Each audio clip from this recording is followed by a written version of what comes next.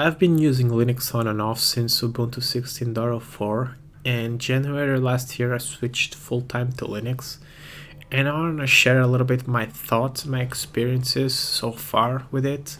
So right now I'm using Fedora 41 KDE's version, and it's I think the only distribution that is up to date, not only with packages, drivers, and kernels, that is stable.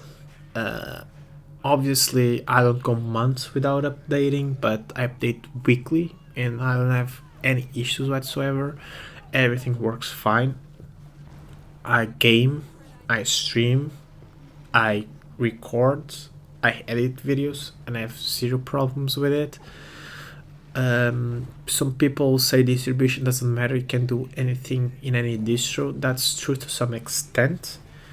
I've tried Linux Mint, Ubuntu, Solus, Debian, Arch, OpenSUSE, a lot of distros, and the only distro that actually gives me everything that I want and it's stable and its performance is Fedora. I don't know about everyone else, might be maybe because I configure my system a certain way and that certain way it's better in Fedora, but right now Fedora is a distro that I go to every time. NVIDIA drivers have gotten really good as well, installing it, and in terms of performance, I remember back in the day when I switched to Linux, you had to enable, vsync, or otherwise you left tearing all over the place. I was one of those guys that had to do that. Right now, it's the drivers are good enough. Nvidia is actually making really good progress. I think Wayland has gotten to the point where, it's pretty much drag and drop replacement for X11 for me. I haven't installed the X11 package. I don't have the option to go to X11. The experience has been really, really good. The only thing I have to point is there are still some apps that don't work very well on Wayland. The one that I have at the moment is Streamio. When I'm using it, it's sometimes laggy. It's not very responsive. I think that's a Wayland issue. I never tried the X11. But other apps that are running, run flawlessly. I have Lutris, Proton Plus, Steam, Heroics Game Launcher, Vesktop, Transmission. Everything works fine on Wayland. X11, I would give it like 5 more years before it becomes deprecated. Is that the word? Wayland has gotten to the point where it's pretty much the future, and thank God people are actually forcing users to use Wayland. Some people don't want it. I think it's a good thing. Look how much features we got: VRR, HDR. All of those features are possible because of Wayland. Not only Wayland, but also the desktop environments.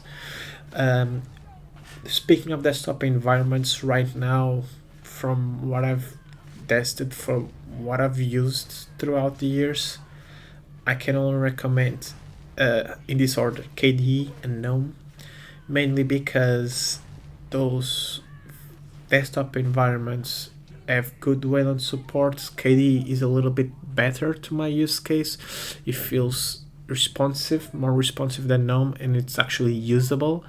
I can't really use GNOME. The way that the desktop environment is made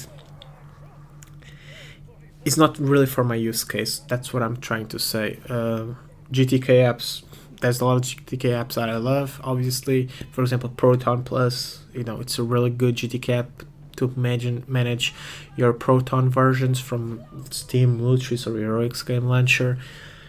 But when it comes to desktop environments, I'm going to recommend KDE every single time. When it released, KDE 6 at the time, I believe, I don't remember the date, but it wasn't very good. KDE version 6, but 6.1 came out, it improved a lot. 6.2 is out, it improved even more. It's to the point where I have had 0 desktop crashes, 0 KDE app crashes, which is insane. And 6.3 is really around the corner. I believe it's going to be released early March. Right now we are in February, early February. And if you want to recommend a desktop environment to a new user, a distribution to a new user, don't recommend like Ubuntu or Ubuntu based distros. I know Linux Mint is really good.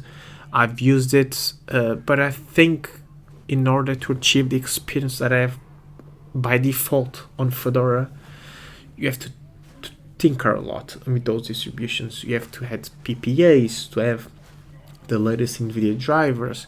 You have to add a more up-to-date kernel. You have to install, add a few parameters to the kernel to actually make games perform better. It's actually a lot of stuff that's not included by default, and the new user might not want to do those things, or might not know that it needs to do those things to have a good experience. They might be having a subpar experience because they're not on the latest and greatest versions of their drivers, on the greatest version of the best desktop environments, and that's really sucks.